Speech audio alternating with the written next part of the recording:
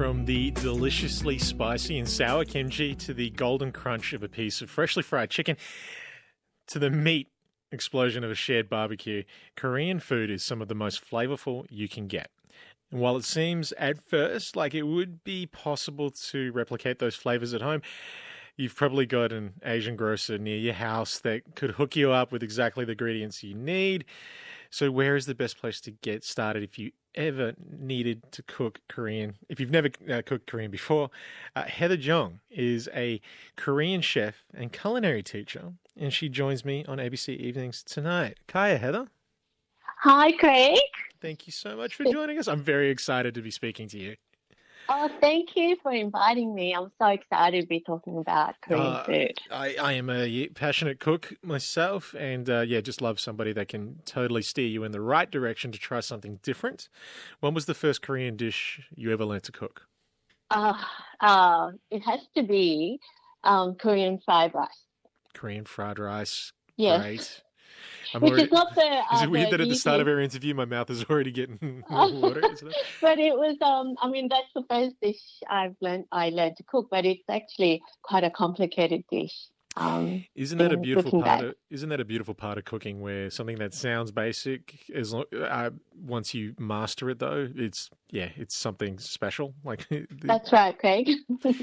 did you spend a lot of time cooking with your parents as a child? Is that who taught you to cook the fried rice? Yes, with an exclamation Ah, mark. I mean, my parents, we came to Australia in the late 70s, and my parents were immigrants to this beautiful country, and they worked so much. And so as a youngster, like I started cooking from about 10. oh, great.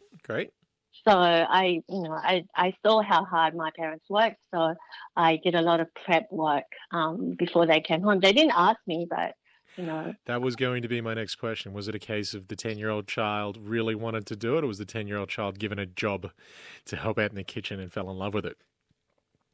yes, both. Oh, okay. And Both. we are talking with Heather Jeong, and we're talking about Korean cooking. Heather, if somebody wanted to try to eat Korean food for the first time, what would be the best suggestion as an introductory dish? I mean, if you're lucky to have a Korean friend to try Korean food, then that's probably the best place. If you get invited to a Korean friend's or family's home. But if you don't, then the best place would be to go to a Korean restaurant. And I guess it's a bit of a cliche, Craig, but I think you should probably start with Korean barbecue first. Oh, I mean, I like that cliche. That's not a terrible one, because it is synonymous with Korean food as the barbecuing flavors and techniques. And so with that, what would you recommend people attempt to cook the first time? For the first time, probably you should try to marinate for the Korean barbecue. Ah, For example, usually Korean barbecue, there's 3 different types. That's one that is non-marinated. The second, which is soy-based, soy and garlic-based. And the third is the spicy chili-based marinade, Craig. So I would suggest that you try the soy-based marinades and the chili-based marinades, which are phenomenal. brilliant. Great suggestions. I hope people are writing those down, whoever are listening in on ABC Evenings tonight. With those flavors you just mentioned, the soy-based and chili flavors, what are some of the more prominent flavors of Korean food? Are those 2 of them? In the barbecues. Oh But no, in the general, prob- what in general, would you sure. as far as Korean cuisine, what would be some of the more synonymous like flavors that you would Yes. associate with Korean food? Oh, you've just got me started now, Craig. Go for it. That's what you're here to do. Let's go, Yes. Heather. I'm on board. It's there's a lot of garlic. Yes, I Yes, love it. so lots and lots of garlic, of garlic flavors. Lots of chili. Um, and I this year and last year, I think I went through about 10 kilos of chili powder.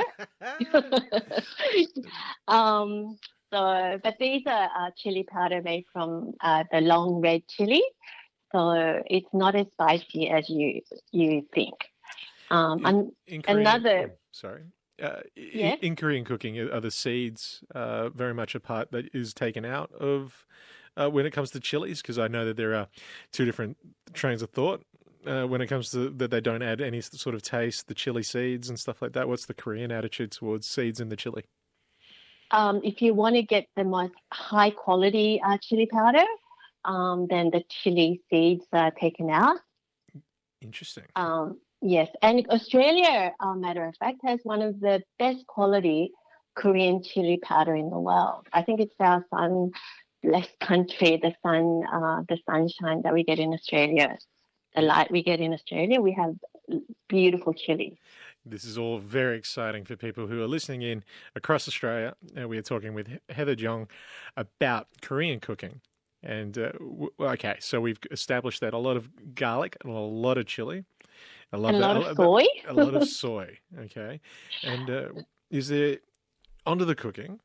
If you've never we spoke about marinating and Korean barbecue being the best starting point. What about something a little bit more complicated? A good recipe to start with, or something complicated? Uh, Complicated? well, let's go. Well, we spoke about the barbecue. That was the good recipe. Unless you've got Yes. another recipe, I'm happy to talk about as many recipes as you've got, Oh, sure, Heather. Craig. But for something more Yes. complicated, I'd be very curious to know Yes, of course, with of Korean course. food. I mean, I say to my students all the time, Craig, that um, I mean, of course, you can go out and have Korean barbecue, Korean fried chicken, and all sorts of Korean food. But the best Korean food, um, it can be done at home. And this applies to non-Korean cooks because the simple Korean recipes are very quick to make. Like they're quick, they're fast, Hmm. and they're easy to make. But the complicated ones, the recipes, I say go to a restaurant to have them. Don't slave over the kitchen.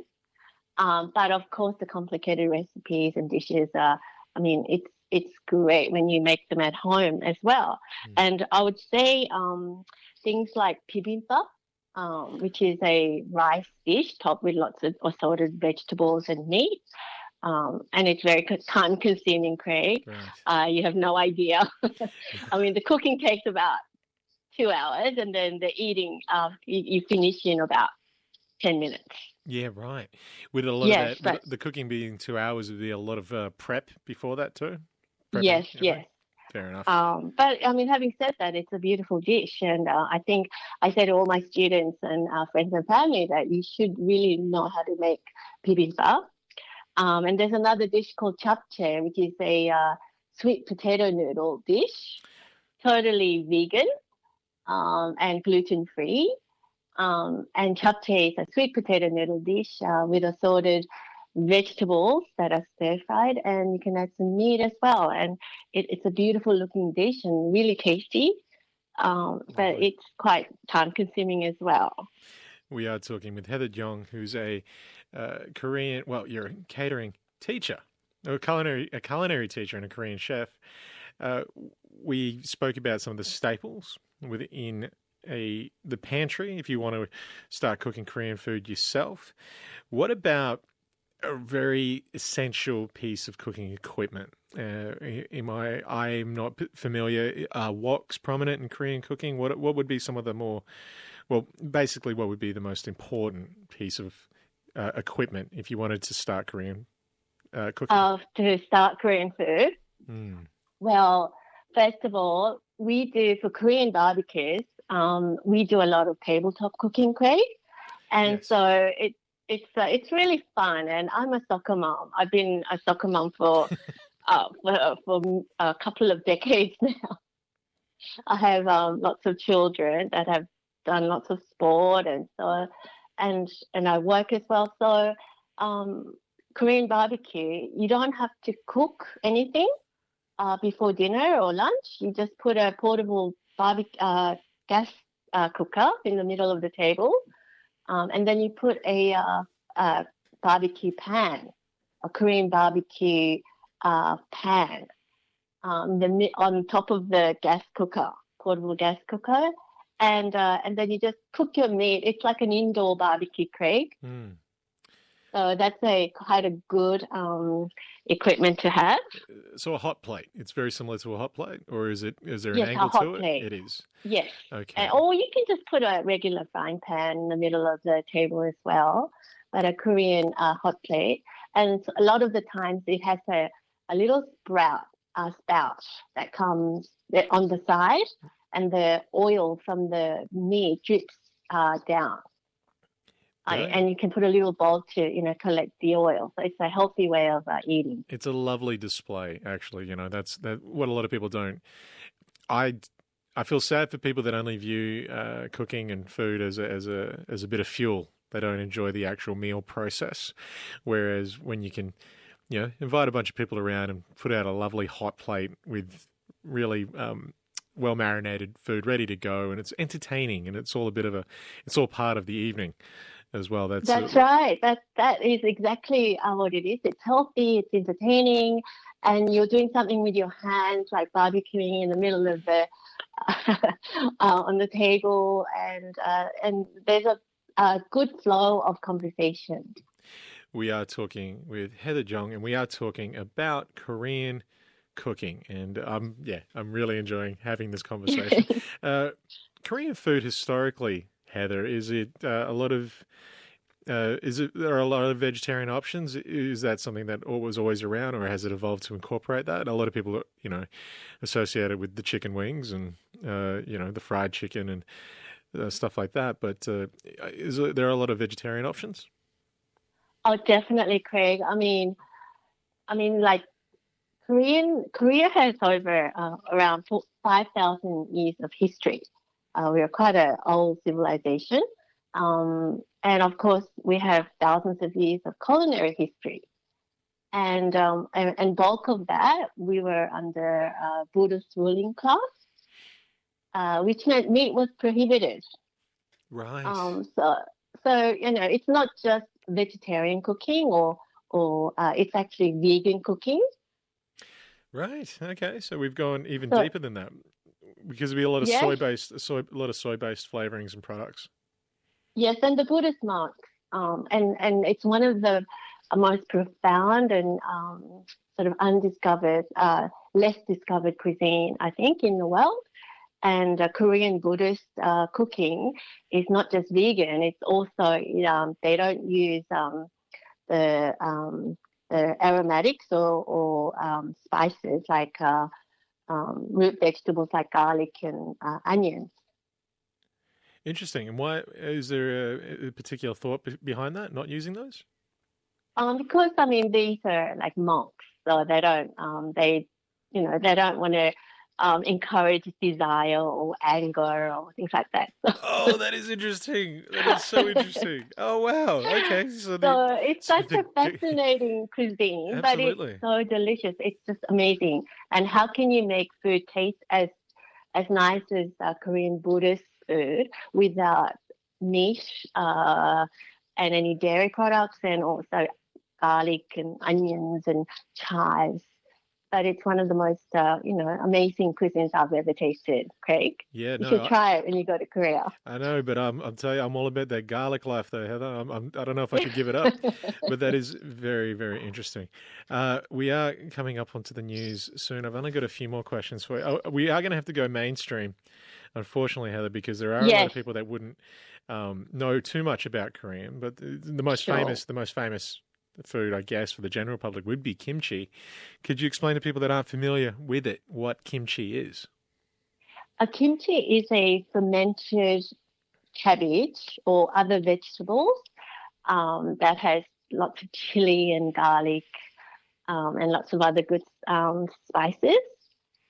And we Koreans like to call it a super pickle because it's one of the tastiest and long-lasting pickle in the world, Craig. I've heard this. And how hard is it to make from scratch? I mean, you could make it as easy as you want or hard as some of the kimchi can be. Are there levels to kimchi? Yes, definitely. I have kimchi at home that's like 3 years old and it's still going, Craig. Oh, wow. In my kimchi fridge. I mean, oh wow, I'm running out of time, Heather. But to know that there is kimchi that is you're holding for so long, I mean, is it Yes. to enhance the flavor for by keeping it stored even longer? Yes, that's right. And I mean, it's a super pickle. It's an amazing fermentation process. So the lactic acid, this beautiful healthy bacteria that's created in kimchi making. I mean, that's why Koreans live to be over 100 years old. I love it. Hey, I'll take your word for it. Heather Jeong, before I let you go, can you please just give me one name or one example of a Korean dessert that maybe people should keep an eye out for? If you probably hot dog, if you can try to get hot dog somewhere or get a recipe of hot dog, it's a sort of a rice-based pan-fried little cake, and it has brown sugar in the middle, and the syrup just oozes out. Stop it! And the reason, yes, dog means rice cake, but ho just means it's so hot when you're eating it that you have to blow it, and you go ho like that. Oh, that is amazing, and it sounds delicious. A little bit like fried rice pudding with caramel in the middle. I mean, and I completely westernized that when I said that, but you've described it beautifully, Heather. Heather Jeong, thank you so much for joining us. I'm loving these segments where we talk to people from different culinary backgrounds, and thank you so much for bringing Korean food to us this evening on ABC Radio across Australia. Thank you, Craig. It's a pleasure. Thank you. Thank you so much. That was Heather Jeong, chef and Korean culinary teacher there.